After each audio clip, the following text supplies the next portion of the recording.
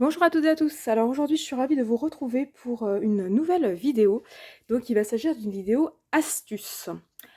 Alors, qu'est-ce que j'ai à vous proposer comme astuce? Ça va être concernant de l'embossage et de l'embossage à froid.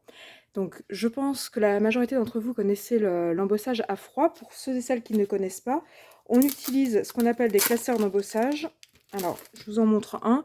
Donc il s'agit d'un classeur comme ceci, qui est en plastique. Vous avez un peu de texture des deux côtés. Vous mettez votre feuille de papier ou de carton, vous passez dans la moulinette et le papier vous ressort un petit peu embossé au motif en fait qui correspond à votre classeur. Alors le problème des classeurs d'embossage, c'est que ça prend de la place et souvent on a beaucoup plus de die que de classeurs d'embossage. Et bien en fait, pourquoi pas embosser grâce au die? Et oui, je vais vous expliquer comment on embosse grâce au die. Alors je vais prendre des die qui font toute la carte. Donc ce sont les die que j'avais pris chez Globland. Donc là, ce sont des die qui font la carte, entre guillemets, un peu à eux tout seuls. Donc en fait, je vais embosser tout le cadre et ensuite, j'obtiendrai un joli motif qui pourra me servir de fond de carte. Donc je vous montre comment on embosse avec ça. Donc il vous faut bien sûr une machine de découpe. Donc moi, j'ai celle de chez Action. Et par contre, c'est là où c'est un peu plus galère. Il vous faut le bon sandwich pour que ça fasse suffisamment de pression pour embosser, sans pour autant que ça découpe et que ça craquelle.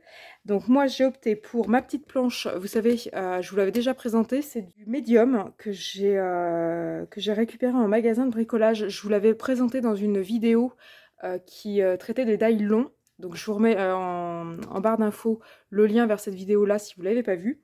Donc c'est une planche de médium qui est très très longue. Il vous faut bien sûr donc votre die. Je vais me positionner comme ça que vous voyez bien. Donc il vous faut votre die, il vous faut du papier. Ça c'est du papier un peu cartonné en 210 grammes. Et il vous faut un tapis en silicone. Donc il y en a de la marque Sizzix et compagnie. Moi j'ai pris un simple tapis en silicone de cuisine de chez Action qui fait très bien l'affaire.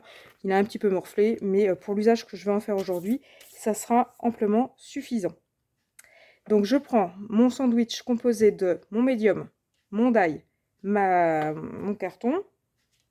Je vais venir poser mon silicone par-dessus.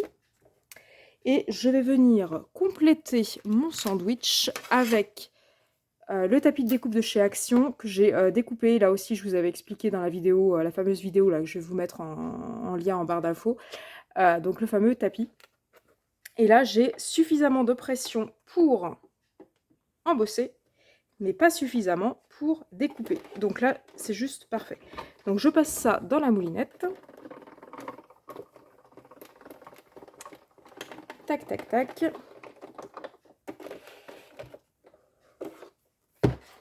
Tac, tac, tac. Et voilà mon carton. Alors, je ne sais pas si vous voyez bien. Vous voyez, mon carton est embossé, mais il n'est absolument pas découpé. Ça n'a pas passé à travers. Donc là, j'ai l'autre côté là en négatif, et c'est juste magnifique. Donc voilà pour cette technique. Donc il vous faut juste un tapis de silicone, parce que le tapis de silicone va permettre que le die en fait s'enfonce dans le papier sans qu'il y ait suffisamment de force et sans que ça le découpe en fait. Donc ça va juste gaufrer, ça va juste embosser sans pour autant découper.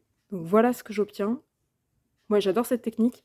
Ça permet en fait de rentabiliser vos die parce que du coup les die vous pouvez aussi bien vous en servir en die cut que en classeur d'embossage.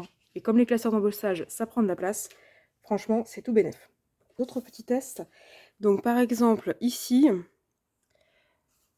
sais pas si vous voyez bien, c'est bien embossé. Alors ça c'est un test que je vous ai réalisé avec ce die là.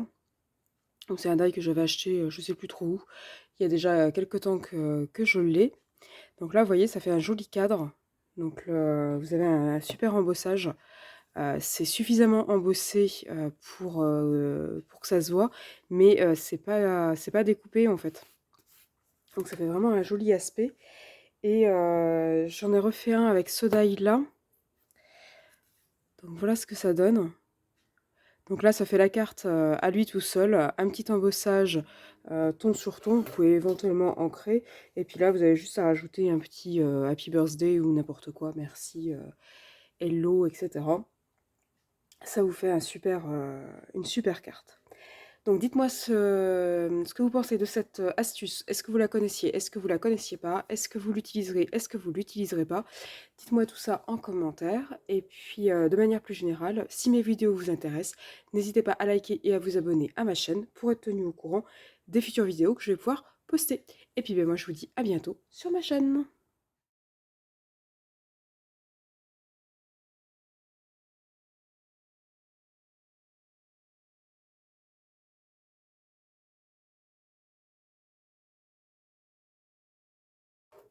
Donc voilà pour cette technique. Je ne sais pas si vous la connaissiez. N'hésitez pas à mettre ça en commentaire si vous la connaissiez pas, qu'est-ce que vous en pensez? Dites-moi tout ça en commentaire